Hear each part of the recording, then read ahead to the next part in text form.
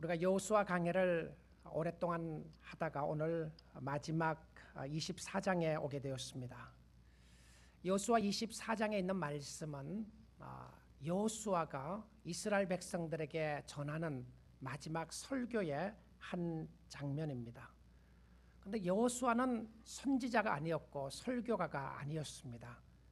그는 군대 장군이었고 백성들을 이끌고 전쟁을 한 용사였습니다. 그런 용사가 마지막 설교를 하면서 이 백성들에게 하나님의 말씀을 선포하는 매우 중요한 메시지가 여기에 담겨져 있음을 보게 됩니다. 23장에 지난주에 보았던 말씀은 여호수아가 이스라엘 백성들 중에서 특별히 지도자들을 모아서 설교했던 설교였고요.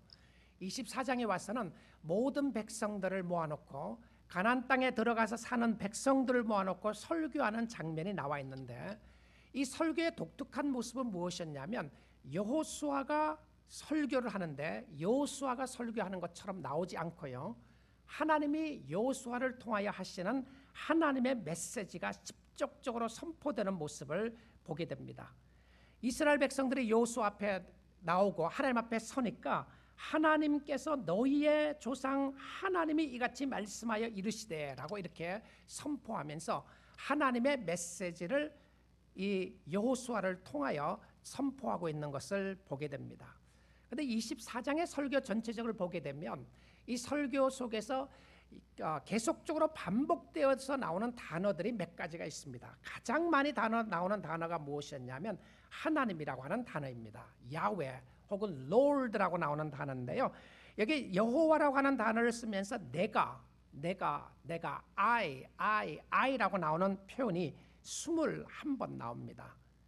그리고 그 다음에 많이 쓴 단어가 무엇이었냐면 섬김이라고 하는 serve라고 하는 단어로 나오는데요, 15번이나 쓰게 됩니다.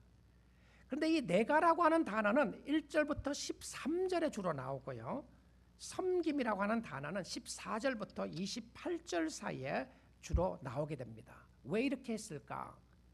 하나님은 이스라엘 백성들로 하여금 하나님이 누구신지를 보여주고 난 이후에 그 하나님을 섬길 수 있도록 섬김에 대하여 설명을 하고 있다는 것입니다. 여러분, 우리가 주님을 섬긴다, 주님을 사랑한다, 주님을 섬긴다고 하는 표현을 자주 쓰게 되는데요, 그리고 우리는 늘 주님을 섬긴다고 그렇게 이야기를 하고 있습니다. 그런데 섬김에 있어서 중요한 것은 무엇이었냐면 하나님을 바로 아는 것이 중요하다는 사실입니다. 여러분, 주님을 섬기면서 여러분이 알고 있는 하나님은 누구신가요? 자, 여기 말씀 가운데서 여호수아가 그의 생애가 얼마 남지 않았던 것을 알고 사랑하는 이스라엘 백성들, 그가 함께 가나안 땅을 들어와서 광야를 거쳐서 가나안 땅에 들어왔던 1세들은 광야에서 다 죽고 1세들로서 자기 자신과 갈렙과 또 2세들을 데리고 와서 7년 동안 전쟁을 하게 됩니다. 전쟁에 다 종식되고 난 이후에 그 백성들에게 이제 마지막으로 당부하는 말씀을 하고 있습니다. 그런데 이 마지막 당부의 말씀이 여호수아가 설교를 준비했던 것이 아니고 하나님께서 이스라엘 백성들에게 당부하고 싶은 마지막 메시지를 여호수아를 통하여 선포하고 있는 것을 보게 됩니다. 그런데 하나님이 가장 먼저 알기를 원했던 것은 무엇이냐면 바로 내가 하나님이라고 하는 단어였습니다. 여러분, 여러분의 삶 속에 하나님을 놓치면 섬김은 무의미한 것입니다. 내가 열심히 주님을 섬긴다고 이야기를 하는데 주님을 섬기다가 주님을 놓치게 되면 그 섬김 자체는 무의미하다는 것이죠. 근데 이 하나님에 대한 모습을 먼저 나오고 난 다음에 섬김을 나오는데요, 이 순서를 바꾸면 안 됩니다. 왜냐하면 명령을 하시기 전에 먼저 성경은 반드시 사실을 설명을 했습니다. 사실 설명은 늘 하나님의 중심에 있었습니다. 여러분, 십계명 아시죠? 십계명을 하나님이 모세를 통하여 지키라고 명령을 하셨을 때 그것은 반드시 그들이 지켜야 할 계명이었습니다. 그런데 십계명을 지키기 전에 꼭 알아야 할 것은 무엇이었냐면 나는 너를 애굽 땅 종되었던 집에서 인도하여 낸 내 하나님 여호와라고 하는 사실이었습니다. 그러니까 하나님의 관계를 먼저 이야기를 하셨죠. 내가 너를 인도하여 냈고 내가 너를 축복했고 너와 나와는 관계가 있는 사람이기 때문에 그러므로 너는 이 계명을 지키라 이렇게 되어 있습니다. 그러므로 너는 나 외에 다른 신을 두지 말라. 하나님과 관계에 형성된 사람들에게 했던 메시지였다는 것입니다. 하나님의 자녀된 너희는 자녀답게 살아라. 자녀답게 살기 위하여는 다른 사람을 섬겨야 한다고 하는 것을 이야기했습니다. 그래서 우리는 성화가 반드시 칭의가 전제되어야 성화의 가능성이 있는 것입니다.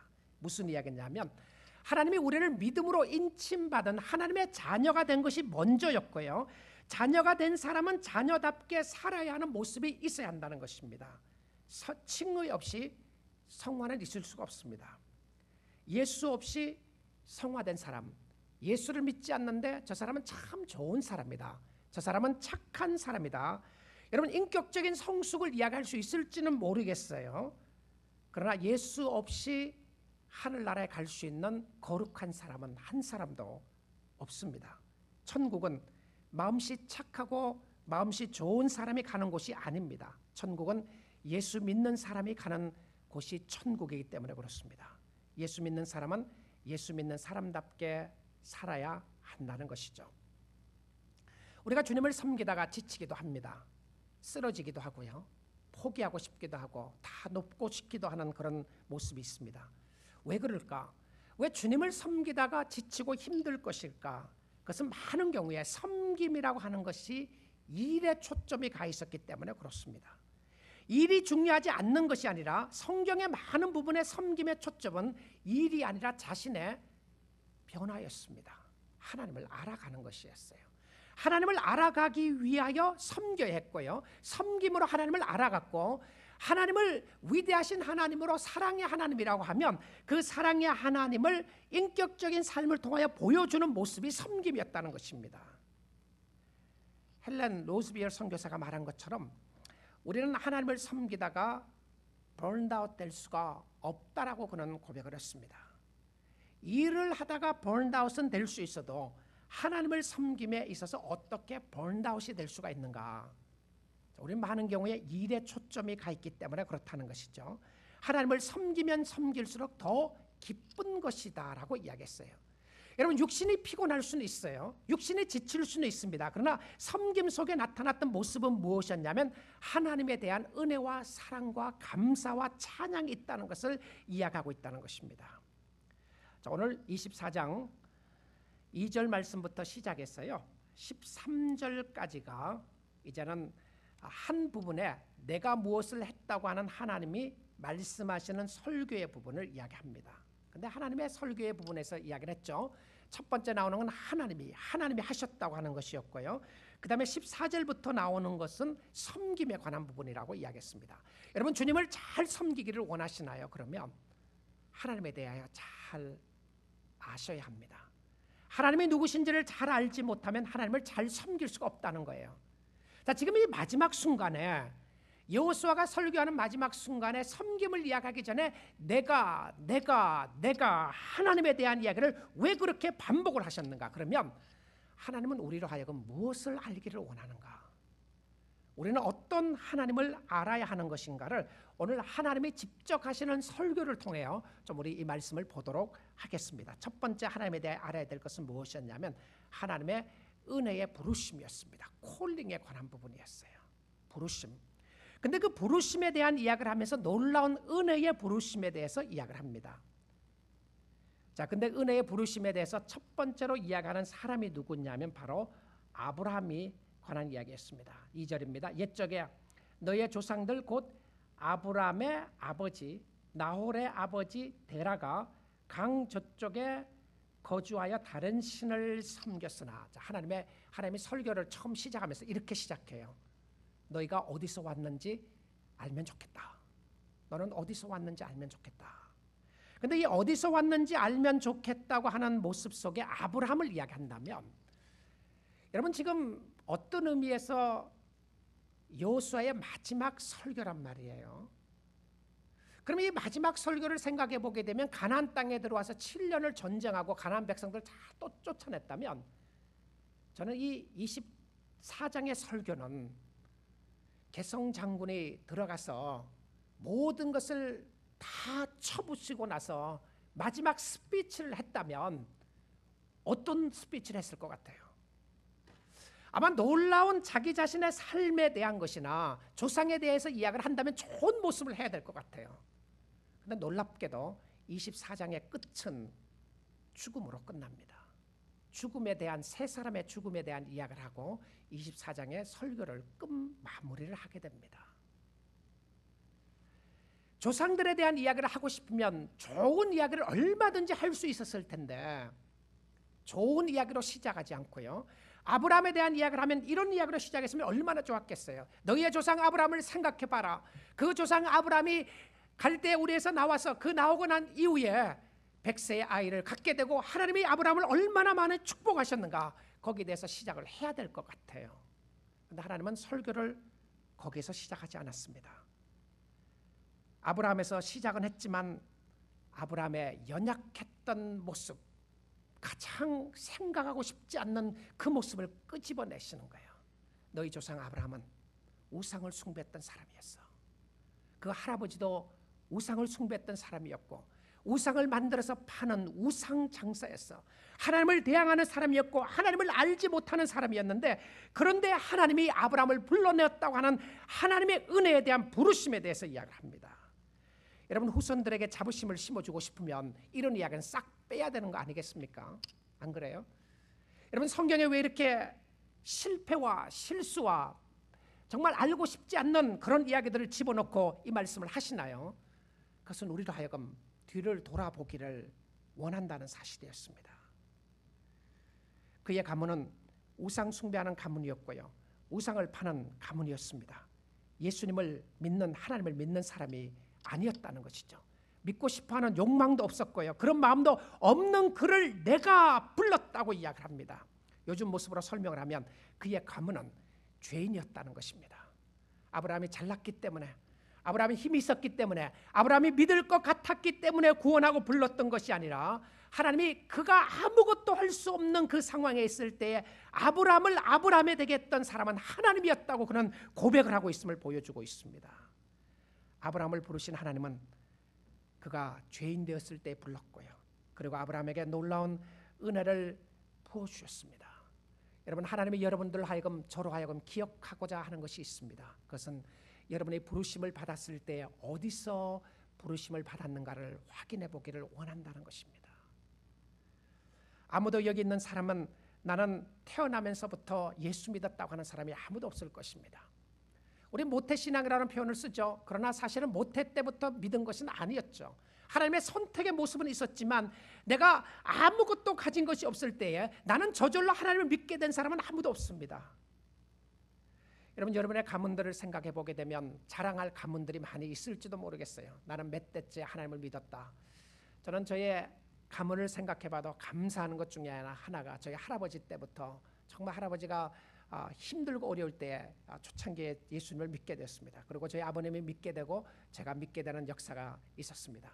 근데 돌아보면요, 할아버지 때 예수님을 믿었지만 그 할아버지 윗세대는 어땠는가? 예수를 모르는 사람이었던 것이죠. 150년 전에 개신교가 들어가기 전에 한국 사람들이, 예수를 믿었던 사람들이 없었던 것이었습니다. 그런데 하나님께서 강권적인 역사로 말미암아 우리를 부르시고 우리를 축복해 주셨던 것을 이야기합니다. 아브라함에 대한 이야기를 하면서 가장 먼저 이야기했던 것은 아브라함의 부르심이었어요. 그가 죄인 되었을 때에 아브라함을 불렀다는 것이었습니다. 여러분, 하나님에 대하여 첫 번째로 기억해야 할 것은 무엇이었냐면, 하나님이 여러분을 죄인 되었을 때에 불렀다고 하는 하나님의 은혜와 축복의 사실이었습니다. 두 번째는 하나님이 우리로 하여금 알고자 하는 모습이 있습니다. 자, 하나님이 설교하는 겁니다. 하나님이 설교하면서 이런 이야기를 두 번째로 합니다. 3절입니다. 내가 너희의 조상 아브라함을 강 저쪽에서 이끌어내어 가나안 온 땅에 두루 다니게 하고 그의 씨를 번성하게 하려고 그에게 이삭을 주었으며.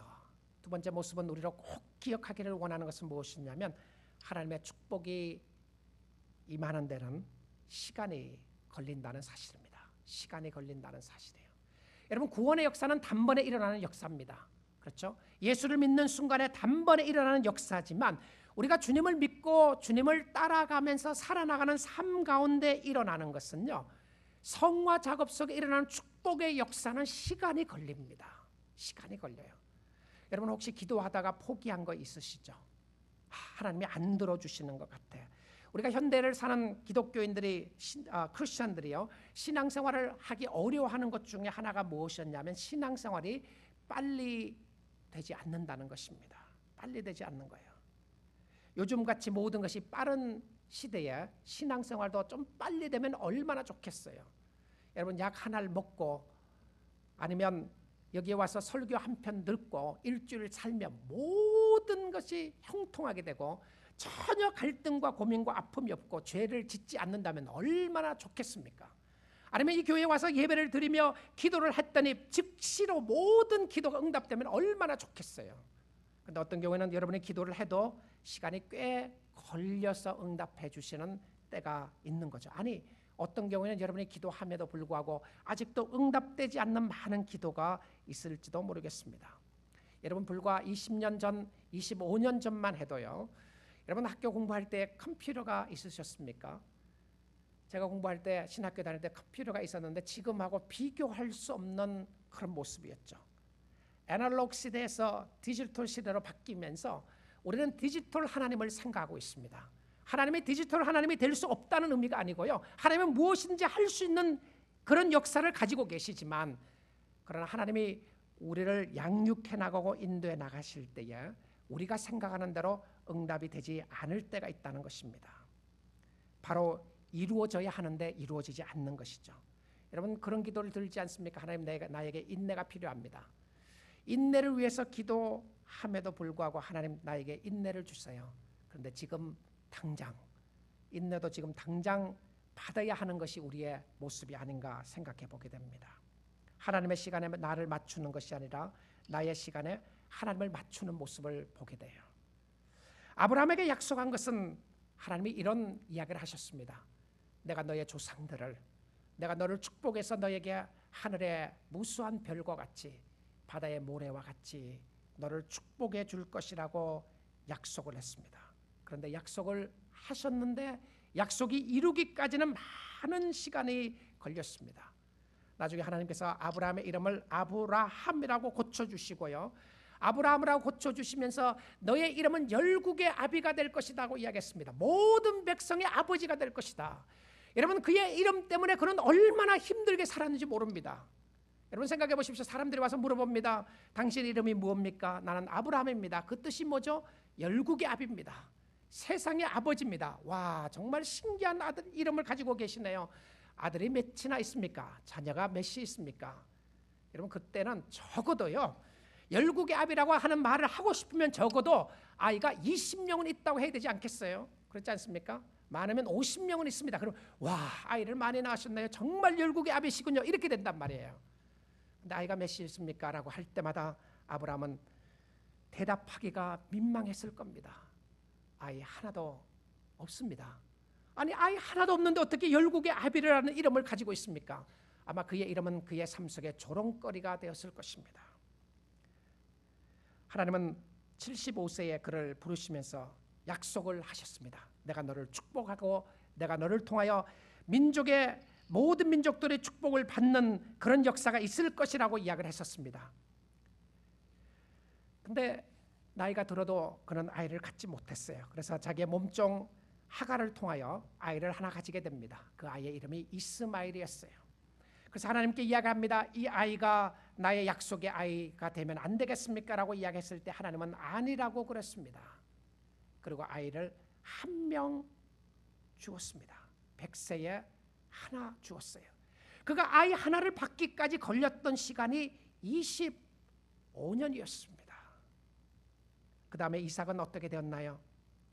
그가 결혼을 했는데 이삭의 아내 리브가가 아이를 갖지 못했습니다.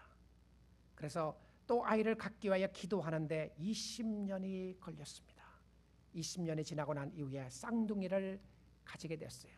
그러면 아브라함은 45년 동안의 삶 속에 아들 하나였고요, 손주 둘이었습니다. 근데 그의 이름이 뭐였다고요? 열국의 아비였습니다. 여러분 우리가 주님을 믿고 따라가면서 예수를 믿게 되면 축복의 근원이 되고 축복의 통로가 된다는 이야기를 자주 듣게 되고 하게 됩니다. 근데 우리의 삶을 바라보게 되면 그것이 이루어지지 않는 것 같은 모습을 보고 있지는 않습니까? 하나님, 내가 어떻게 지금 축복의 통로가 되고 있습니까? 나의 삶이 지금 어렵고 힘드는데 하나님이 약속하신 것이 어디에 있습니까? 라고 하는 믿음을 의심하지 않을 수 없는 그런 모습 가운데 살고 있지는 않습니까? 하나님이 약속을 하시고 왜 이렇게 하시나요? 왜 이렇게 하십니까? 왜 이렇게 긴 시간을 걸리게 하시죠? 그것은 하나님은 우리로 하여금 믿음을 요구하시기 때문에 그렇습니다. 믿음으로 살아라는 것이었죠. 우리는 너무 급해요. 하나님 지금 당장 들어주시면 좋겠다고 이야기하는데 하나님은 전혀 급하지 않습니다. 우리를 약올리는 것이 아니고요, 우리를 놀리는 것이 아닙니다. 왜냐하면 우리의 삶 속에 지금 무엇이 필요한지를 하나님이 가장 잘 아시고요, 하나님의 타이밍도 하나님이 가장 잘 아신다는 것을 믿는 것이 하나님의 축복이요, 하나님의 말씀 가운데 사는 것이었습니다. 여러분, 하나님보다 앞서 가지 마세요. 그 안에서 안식을 누리십시오. 오늘 내가 하나님을 신뢰하고 있다면, 내가 오늘 하나님을 사랑하고 있다면, 내가 오늘 그 하나님을 감격해하고 그 하나님을 섬기고 있다면 그 하나님 앞에 인내하십시오. 자녀를 보면서 인내하시고요, 여러분의 환경을 보면서 인내하시고, 그러면 하나님께서 반드시 선한 길로 인도하여 주실 줄 믿습니다. 혹시 여러분 포기하고 있었다면 다시 일어나십시오. 다시 하나님을 신뢰하고 다시 시작하십시오. 하나님은 신실하신 하나님이시기 때문에 그렇습니다. 자, 하나님께서 이 말씀을 주시면서 하나님에 대한 축복이 오는 데까지 시간이 걸리는 모습을 설명을 했고요, 그 다음에 아브라함의 죄인의 모습을 설명했습니다. 마지막 세 번째로는요, 하나님이 하나님의 백성들을 인도할 때에, 자, 지금 이 백성들에게 하고 싶었던 이야기가 조상들을 통해서 하나님이 어떻게 인도하시는가를 보여주기를 원하셨는데, 하고 싶었던 이야기가 무엇이었냐면 하나님이 인도하시는 방법은 신비한 방법이라는 것을 설명합니다. 신비한 방법이다. 하나님은 신비한 방법으로 인도하시지만 하나님이 인도하시는 것이 최고의 길이고 최고의 방법인 줄 믿습니다. 하나님은 신비하게 인도하세요. 신비하게. 왜 이렇게 하시는가? 여러분, 주님을 섬기면서요, 하나님 왜 이렇게 하십니까? 라고 하는 질문을 여러 번 던지셔야 신비가 뭔지를 깨닫게 됩니다. 지금 하나님, 내가 나의 삶 속에 하나님은 왜 이런 길로 인도하십니까?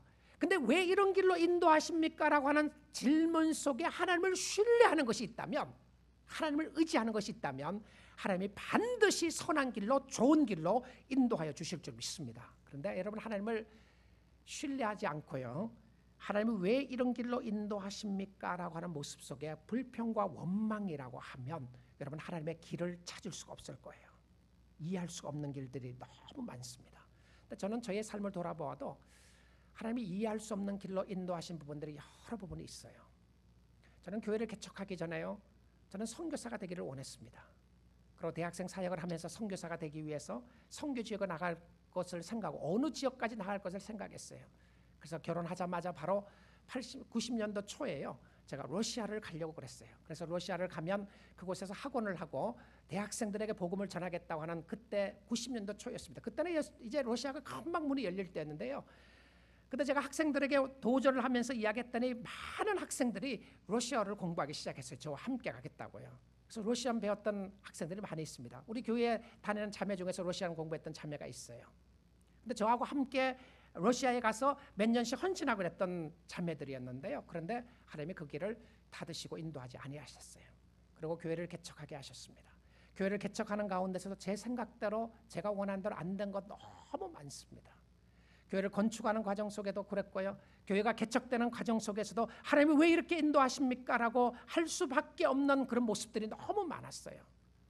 그럼에도 불구하고 하나님을 신뢰하고 나오고 뒤를 돌아보니까 하나님의 놀라운 손길이 있었던 것을 보게 됩니다. 사랑하는 성도 여러분, 혹시 여러분이 사업을 하시면서 가정의 삶 속에 자녀들의 관계 때문에, 건강 문제 때문에 하나님이 왜 나를 이렇게 인도하시는가 생각하고 있습니까? 하나님이 오늘 여러분에게 요구하시는 것은 오늘 바로 이 순간 하나님을 신뢰하고 하나님을 사랑하고 섬기는 것인 줄 믿습니다. 여러분의 마음속에 원망과 불평이 없어지기를 원하고요. 하나님을 의지할 수 있기를 원합니다. 이 말씀이 어디에 나오냐면 바로 4절입니다. 4절 말씀을 보시게 되면 이삭에게는 야곱과 에서를 주었고 그 이삭이 쌍둥이를 낳게 됐어요. 그 쌍둥이 이름들이 에서와 야곱인데요. 먼저 이름을 바꿔서 설명합니다. 야곱과 에서를 주었다고 되어 있어요. 그리고 에서에게는 세일산을 소유로 주었으나 야곱과 그의 자손들은 애굽으로 내려갔으므로 자, 여기서 why라는 질문을 해야 됩니다. 왜 그렇게 하셨는가? 왜 이렇게 하셨는가? 자, 우리는 야곱과 에서에 대한 이야기를 잘 알고 있습니다. 에서가 형이었죠. 야곱은 에서의 발꿈치를 잡고 나왔던 사람이었습니다. 그러면 그 형과 동생의 차이는요, 종이 한 장 차이밖에 되지 않았습니다. 근데 놀라운 차이가 무엇인가? 장자권은 누구에게 갔냐면 에서에게 갔어요. 근데 야곱은 차자였기 때문에 장자권의 축복을 받을 수가 없었습니다. 근데 야곱은 장자권의 축복을 받기를 원했어요. 그래서 나중에 팥죽 한 그릇을 가지고 에서의 장자권을 사게 됩니다. 아니, 에서는 팥죽 한 그릇으로 가지고 장자권을 팔아버리게 됩니다. 근데 성경은 여기에 대해서요, 에서에 대해서 이야기를 할 때마다 하는 소리가 있습니다. 무엇이냐면 장자권을 우습게 알았더라고 그렇게 이야기합니다. 여러분, 영적인 개념으로 보지 않으면 아니 도대체 팥죽 한 그릇이 무엇이 그렇게 중요했기에, 장자권을 팔았다는 것이 무엇이 그렇게 의미가 깊었기에 이런 이야기를 계속 하게 되는가 생각하지 않을 수가 없습니다. 그런데 장자권에 관한 부분은요, 하나님의 축복과 바로 연결됐던 부분이었고, 지금 요즘 이야기로 하게 되면 그것은 구원과의 관계되는 것이었습니다. 에서는 하나님의 축복을 우습게 여겼다는 것이었습니다. 당장 먹고 사는 것이 예수 믿는 것보다 더 중요하다고 생각했다는 것이죠. 그래서 예수 믿는 것 중요하게 생각하지 않는 것입니다. 돈 준다면 거기 돈 준 대로 따라가겠다는 것이죠. 그래서 그런 언약의 축복의 길에서 멀어지게 되고 떨어지게 됩니다. 야곱은 나중에 장자권을 가지고 하나님 앞에 철저하게 그의 잘못을 회개하게 되고요, 하나님의 축복의 자녀로 우뚝 세워지게 됩니다. 여러분, 성경의 라인을 한번 보십시오. 에서의 라인은요, 떨어져 나가는 라인이었습니다. 하나님으로부터 떨어져 나가는 저주의 라인이었고요, 야곱의 라인은 하나님의 축복의 라인으로 쭉 가게 됩니다. 야곱의 자손들로 통하여 하나님의 축복의 메시아가 오게 되는 역사가 있고요, 에서의 자손을 통해서는 하나님의 방법이 하나님의 축복의 방법이 아니라 하나님으로부터 선택받지 못하는 방법으로 그의 가족들은 쭉 흘러가게 되는 것을 보게 됩니다.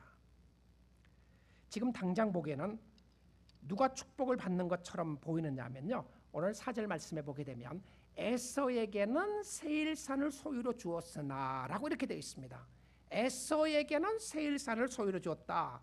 그 세일산이 어디에 있었냐면 약속의 땅에 있었고요, 그것은 가나안 땅에 있었습니다. 그러면 가나안 땅은 야곱에게 주어야 하는데 야곱에게 주지 않고 오히려 에서에게 주었다고 되어 있습니다. 그리고 야곱과 그의 자손들에게는 가나안 땅을 주지 않고요, 애굽으로 내려갔다라고 이렇게 되어 있습니다. 자, 이건 신비한 인도하심입니다. 정말 신비한 인도하심이에요. 이거 이해할 수 없는 겁니다. 여러분, 그 당시에 야곱이라고 생각을 하면 이거 이해 못하는 겁니다. 하나님 그럴 수 있습니까? 하나님이 나를 축복하셔서 나로 하여금 가나안 땅에 살게 해야지 왜 에서가 가나안 땅에 삽니까? 라고 고백할 수밖에 없는 그 모습입니다. 나중에 이스라엘 백성들이, 야곱의 자손들이 애굽에 내려갔어요. 처음에는 잘 살게 됩니다. 잘 살게 되죠. 요셉을 통하여 그들이 잘 살게 되다가 나중에 이스라엘 백성들의 삶을 보게 되면 고난의 연속이었습니다. 역경과 고난과 환난의 연속이었고요, 그들은 종살이를 하게 되고 너무나도 극심한 어려움을 당하는 모습들을 보게 됩니다. 예수 안 믿는 사람들은 고통도 없는 것 같은데 내가 예수를 믿고 주님 앞에 가까이 가려고 하는데 왜 나에게 이런 어렵고 힘든 일이 지속적으로 있게 되는가? 예수 안 믿는 저 사람에게는 모든 것이 세상적으로 잘 사는 것 같은데 예수 믿는 나에게는 왜 가정에 어려움이 이렇게도 있는 것인가? 생각하지 않을 수가 없는 모습이었습니다. 놀라운 것은 하나님의 신비는 야곱에게 있었습니다.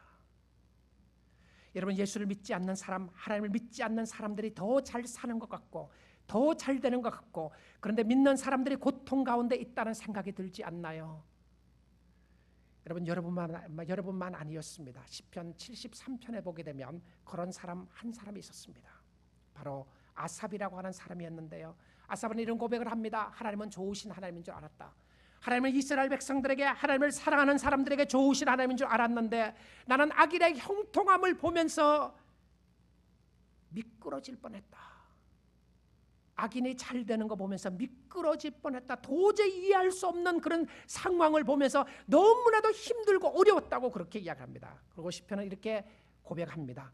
그들은 죽을 때도 고통이 없고 죽는데도 보니까 별로 고통도 없고 그 힘이 강건하고 사람들이 당하는 고난이 그들에게는 없고, 다른 사람들은 고난이 있는데 왜 저 사람에게는 고난이 없는 것인가?